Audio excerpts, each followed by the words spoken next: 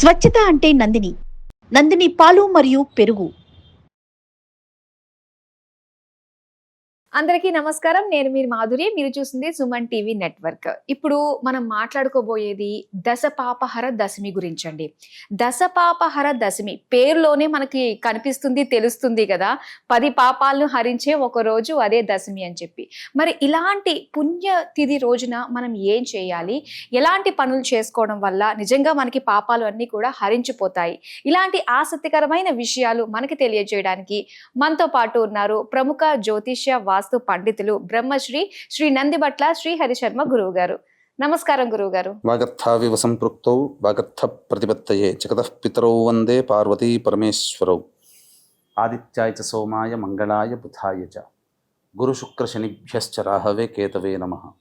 శృంగేరి జగద్గురు పీఠాధిపతులకి, కంచి పీఠాధిపతులకి నమస్కారములు తెలియజేసుకుంటూ కార్యక్రమాన్ని ప్రారంభిద్దాం. గురుగారు, దశపాపహర దశమి పేరులోనే అర్థమవుతుందండి, దశ పాపాలని హరించే దశమి అని చెప్పి. అసలు ఈ రోజు యొక్క విశిష్టత ఏంటంటారు గురుగారు? మనకున్నటువంటి చెప్పుకోదగ్గ పండుగలలో దశమితో ఉండేటువంటి పండుగలు సంవత్సరం మొత్తంలో రెండమ్మ. అంటే మొదటి రోజున ప్రారంభించి, పాడ్యమి రోజున ప్రారంభించి దశమి వరకు పండుగగా చేసుకునేటువంటిది అందరికీ తెలిసిందే దసరా నవరాత్రులు, విజయ దశమి అని చెప్పి మనం చెప్పుకుంటాం. కానీ అందరికీ తెలియనటువంటిది, కొద్దిమందికే తెలిసినటువంటిది దశపాపహర దశమి అని చెప్పి ఈ జ్యేష్ఠ మాసంలో వస్తుంది. ఈ జ్యేష్ఠ మాసంలో పాడ్యమి నుంచి మొదలుకొని దశమి తిథి వరకు కూడా కాశీలోని దశాశ్వమేధ ఘాట్లో స్నానం ఆచరించి ఆ దశాశ్వమేధ ఘాట్లో ఉన్నటువంటి శివలింగాన్ని గనక దర్శనం చేసుకుంటే, ఏ రోజుకు ఆ రోజు దర్శనం చేసుకుంటే మనకు లింగ పురాణం ప్రకారము, శివపురాణం ప్రకారం చెప్పబడినటువంటిది గత 10 జన్మలలో ఉన్నటువంటి దోషాలు తొలగిపోతాయి. ఓకే. దశమి రోజున పూర్తిగా చూసుకుంటే ఈ జన్మలలో అంటే దశపాపాలు అంటే మనం చెప్పుకుందామమ్మా, వాక్కు చేత 3, శరీరము చేత 3, మనస్సు చేత 4, ఈ మొత్తము కలిపి 10 రకాలైనటువంటి దోషాలు మనం నిత్యం జరుగుతూనే ఉంటాయి మన శరీరంలో. అటువంటివన్నీ కూడాను తొలగిపోతాయి అని దాని అర్థం. కాబట్టి మనకు చెప్పబడిందంటే ఖచ్చితంగా దశాశ్వమేధ ఘాట్లోనే ఆ స్నానం ఆచరించి ఆ స్వామిని, అక్కడ దశాశ్వమేధ ఘాట్లో వెలిసినటువంటి ఈ శివుని గనక దర్శనం చేసుకుంటే అశ్వమేధ యాగం చేసిన పుణ్య ఫలితం మన ఖాతాలో పడుతుంది.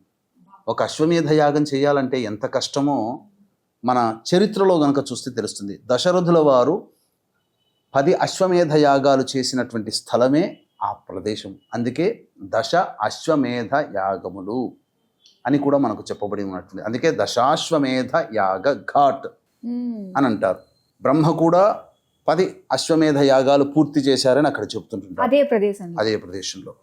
అందుకనే అక్కడ స్నానం ఆచరించి అక్కడ కొలువైనటువంటి ఈశ్వరుని దర్శనం చేసుకుంటే చాలా విశేషమైనటువంటి ఫలితము, 10 రకాలైనటువంటి దోషములు తొలగిపోతాయి. అశ్వమేధ యాగ ఫలితాన్ని మన ఖాతాలోకి వేయడం జరుగుతుంది. ఇంకా ప్రధానంగా చూసుకున్నట్లయితే ఈ దశాశ్వమేధ సంబంధించినటువంటి దశపాపహర దశమి జ్యేష్ఠ శుద్ధ దశమి గంగా అవతరించినటువంటి రోజుగా చెప్పబడి ఉంది. అంటే భగీరథుడు గంగని తీసుకొచ్చిన రోజు ఈ భూమి మీద ప్రదేశంలో అంటే మనకు ఈ వైశాఖ మాసము సప్తమి రోజున గంగావతరణంగా మనకు చెప్పబడి ఉన్నప్పటికీ కూడా మనకు ప్రధానంగా వాల్మీకి రామాయణంలో ఈ జ్యేష్ఠ శుద్ధ దశమిని గంగా అవతరించినటువంటి రోజుగా చెప్పబడింది. అంటే మనకు ఈశ్వరుడికి 2 భార్యలు అని చెప్పి మనకు లోకంలో నానుడి, పార్వతీ అమ్మవారు, గంగా. అంటే విష్ణు యొక్క పాదముల నుంచి ఉద్భవించినటువంటిది, ఎక్కడో విష్ణులోకంలో వైకుంఠంలో ఉద్భవించినటువంటి గంగ ఆ వస్తున్నటువంటి ప్రవాహ వేగాన్ని భరించే శక్తి భూమికి లేదు. భూమి మీద పడింది అనుకోండి, భూమి అతలాకుతలమైపోతుంది. అంతటి శక్తిని నన్ను భరించేవాడు ఎవడైనా ఉన్నాడా, ఉంటే చెప్పు, అప్పుడు నేను కిందికి భూమి మీదకి వస్తాను అని చెప్పి భగీరథుడిని అడుగుతుంది. అడిగితే ఎవరూ కానరాక భగీరథుడు పరమేశ్వరుని కోసం తపస్సు చేస్తే పరమేశ్వరుని తన జటాజూటంలో అమ్మవారిని బంధించి ఒక జట గుండా ఈ గంగని మనకు పంపించడం జరిగింది. అంటే విష్ణు పాదాన్ని నుంచి ఉద్భవించి శివుని జటాజూటంలో ఉండి అక్కడ నుంచి బ్రహ్మమానస సరోవరంలో గుండా ఉండి మనకు గంగా ముఖం అని చెప్పి గంగా ఉంటుంది, యమునోత్రి గంగోత్రి, అక్కడ గంగ ఉద్భవించినటువంటి ప్రదేశం నుంచి ప్రవహిస్తూ హరిద్వార్ గుండా ఇలా ప్రవహిస్తూ కాశీ దగ్గరికి వచ్చేసరికి పరమేశ్వరుణ్ణి స్పృశించడం కోసమై అమ్మవారు ఉత్తరవాహినిగా తన ప్రవాహాన్ని మార్చుకొని ఈ విధంగా కాశీలోకి వచ్చింది. భూమి మీద అవతరించినటువంటి రోజుగా చెప్పబడినటువంటిది ఈ యొక్క దశమి. భరించేవాడే భర్త కాబట్టి ఆ రోజు నుంచి భర్తగా లోకంలో నానుడు అయిపోయింది, గంగకి భర్తగా పరమేశ్వరుడు. అవునండి. కానీ గురువుగారు మీరు అన్నారు కదా, దశాశ్వమేధ ఘాట్లో కనుక మనం స్నానం ఆచరించి శివుని దర్శించుకున్నట్లయితే దశ పాపాలు పోతాయని. కానీ కొంతమందికి మాత్రమే అవైలబిలిటీ ఉంటుంది, మిగతా ప్రదేశాల్లో కొంత లక్షల మంది ఉన్నాం కదా, మరి వీళ్ళందరూ కూడా పాపాలు తొలగించుకోవాలంటే ఏంటి మార్గం అంటారు? అంటే మీరు అన్నది కూడా వాస్తవమేనమ్మా. ఎందుకంటే కాశీకి అనుకున్న ఫలంగా వెళ్ళాలంటే కాలభైరుని యొక్క ఆజ్ఞ ఉంటే తప్ప అక్కడికి అడుగు పెట్టలేం. కాబట్టి మహా అయితే ఎంతమంది, 1000 మంది లేదా 1,00,000 మంది స్నానం ఆచరిస్తారు. ఆ రోజున ఏంటంటే దశమి తిథి రోజున గంగనే కదా అన్నిటికంటే ప్రధానమైన దైవం, నీటి. కాబట్టి ఎక్కడ ఉన్న నదులలో స్నానం ఆచరిస్తే ఆ నదులలో గంగ తిష్ట వేస్తుంది. కాబట్టి విజయవాడలోనైనా కానీ, తుంగభద్ర నది ఉన్నటువంటి కర్నూలు పరివాహక ప్రాంతంలో కానీ ఎవ్వరున్నా నదీ ప్రవాహం లేదా సరస్సు, చెరువులోనైనా స్నానం ఆచరించండి. బావిలోనైనా కానీ ఆ బావి నీటితో స్నానం ఆచరించండి. ఈ రోజుల్లో బావులు ఎవరికి ఉన్నాయి? కాబట్టి మనము స్నానం ఆచరించే విధానంలో ఎక్కడ స్నానం ఆచరించినా, చెరువులో, నదులో, సరస్సులో ఆచరించినా గంగా స్నాన ఫలితం. అటువంటిది కూడా అవకాశం లేదు హైదరాబాదు, వైజాగ్ నదుల్లో ఎలా ఉంటుంది. కాబట్టి అందరింట్లో గంగ అనేటువంటిది ఉంటుంది. అవునండి. ఆ గంగ ఉంటుంది కాబట్టి ఆ గంగని స్నానం చేసే బకెట్లో వేసుకొని 10 చుక్కలు వేసేసి 10 చెంబులతో ఆ నీటిని శిరస్సుకు ధారగుండా మనస్సులో ఓం నమో భగవత్యై నారాయణ్యై నమశివాయై దశపాపహరాయై గంగాయై నమః అనుకుంటూ 11 సార్లు గనక స్నానం ఆచరిస్తే ఆ గంగలో స్నానం ఆచరించినట్టుగా ఫలితం. కాకపోతే ఇలా స్నానం ఆచరించేటప్పుడు చాలామంది చేయాల్సినటువంటిది ఏంటనంటే, ప్రధానంగా అందరికీ కాశీ ఒకసారి స్నానం చేసే ముందర కళ్ళు మూసుకొని ముందరగానే ఆ గంగా దశాశ్వమేధ ఘాటు, అందులో స్నానం ఆచరించే వాళ్ళు అవన్నీ కూడా చూడండి. ఒకసారి చూసినప్పుడు స్నానం ఆచరించే ముందుగానే మీరు కూడా గంగని స్మరించుకుంటూ మీ మనస్సు కూడా ఆ కాశీ గంగాలో ఉన్నటువంటి అక్కడ ఆ దశాశ్వమేధ ఘాటుగా అక్కడ మన మనస్సు చేరుకుంది, మనం చేరుకున్నాం, భార్యాభర్తల సమేతంగా, పిల్లల సమేతంగా, కుటుంబ సమేతంగా ఉన్నాం,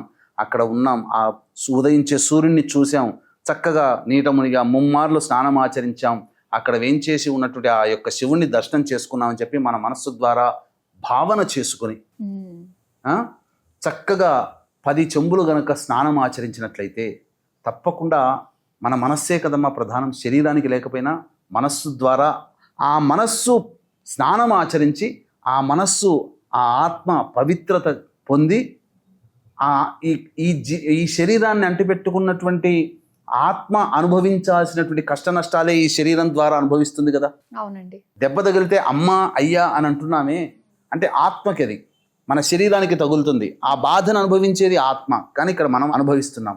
కాబట్టి ఆ ఆత్మ ఏదైతే ఉందో గత జన్మలో చేసినటువంటి దోషాలన్నీ కూడా ఈ శరీరాన్ని, మీ శరీరమైనా నా శరీరాన్నైనా అంటిపెట్టుకున్నటువంటి ఆత్మకి ఆ దోషం తొలగిపోతుంది. ఆ ఆత్మ ఎప్పుడైతే పవిత్రత చెంది మళ్ళీ మన శరీరంలోకి ప్రవేశం చేస్తుందో అప్పుడు ఈ శరీరము కూడా దివ్యత్వాన్ని పొందుతుంది. అందుకనే ఆత్మ అనేటువంటిది పవిత్రతగా ఉండాలి, పవిత్రత చెందుతుంది. తద్వారా గత జన్మ కర్మదోషాలు తొలగిపోతే ఈ మనస్సుకి ఆలోచనలు రావు, శరీరానికి అవకాశం ఉండదు, మాట కూడా అందరినీ ప్రేమించడం జరుగుతుంది. ఇలా 10 రకాల దోషాలు తొలగిపోతాయి. తర్వాత మనకున్నటువంటి కోరిక ఏదైతే ఉంటుందో దానికి కూడా ఒక విధానం చెప్పబడి ఉంది, సంబంధించినటువంటి దశపాపహర దశమి. అలాగే ఈశ్వరుని ఏ విధంగా అర్చించాలో కూడా మనకు చెప్పబడి ఉంది.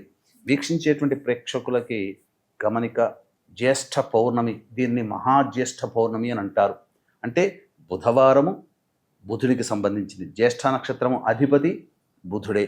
జ్యేష్ఠ మాసములో పౌర్ణమికి వస్తుంది, అది కూడా బుధునికి సంబంధించిన మాసం.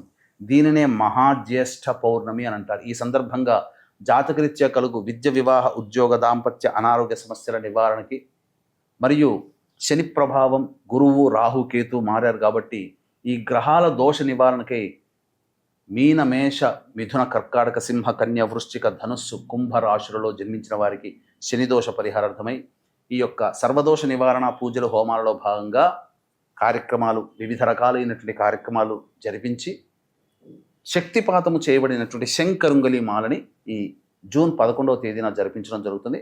కాబట్టి 9 గంటలకి ప్రారంభమవుతుంది కార్యక్రమం. ఉదయం 8 గంటల లోపలైనా కానీ ఈ కార్యక్రమంలో మీ గోత్రనామాలు నమోదు చేసుకోవచ్చు. ఇక 10 రకాలైనటువంటిగా విధంగా చెప్పుకున్నాం కదమ్మా.